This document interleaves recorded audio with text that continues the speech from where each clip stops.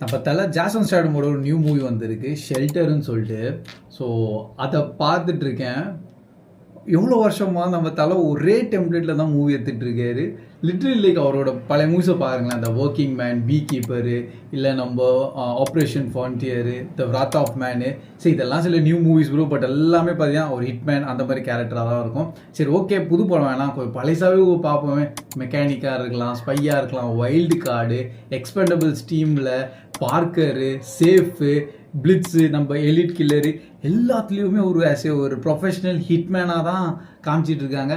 Our fast and ஃபியூரியஸில் கூப்பிட்டு கூட வந்தாங்க. அங்கேயும் பார்த்தீங்கன்னா நம்ம சோலோவாக ஒரு பயங்கரமாக பர்ஃபார்ம் பண்ணியிருந்தாரு. லிட்ரலி லைக் அவர் ஒரு உண்மையாகவே ஒரு ஹிட்மேனா, இல்லை அவரை வச்சு லைக் அவர் பாட்டு ஒர்க் பண்ணிட்டு இருக்காரு, சைடில் கேமரா தூக்கி வெறும் மூவியோட டைட்டிலும் மட்டும் சேஞ்ச் பண்ணுறாங்களா அப்படிதான் தோணுது. பட் அவருக்கு இதுதான் பயங்கரமாக செட் ஆகுது. ஏன்னா இவர் நம்ம ஆஸ் ஒரு ஹிட்மேன் கேரக்டராக பார்த்து அவர் வேற எந்த ஒரு மூவிலையும் பார்த்தா அது பெருசாக ஃபீல் ஆகலை. ஸோ ரீசெண்டாக மெக்லியோ கொண்டு வந்தாங்க, பட் மெக்லியோ ஒரு வர்சஸ் ஷார்கோடெல்லாம் ஃபைட் பண்ண போயிட்டாரு.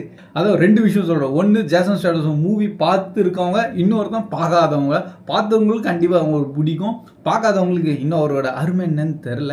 அவங்களாம் ராத் ஆஃப் மேனை பார்த்தா அவங்களுக்கே தெரிஞ்சிடும். ஏன் இப்போ புதுசாக அந்த பீ கீப்பர் கூட பாருங்கள், பர்ஃபெக்டாக இருக்கும்.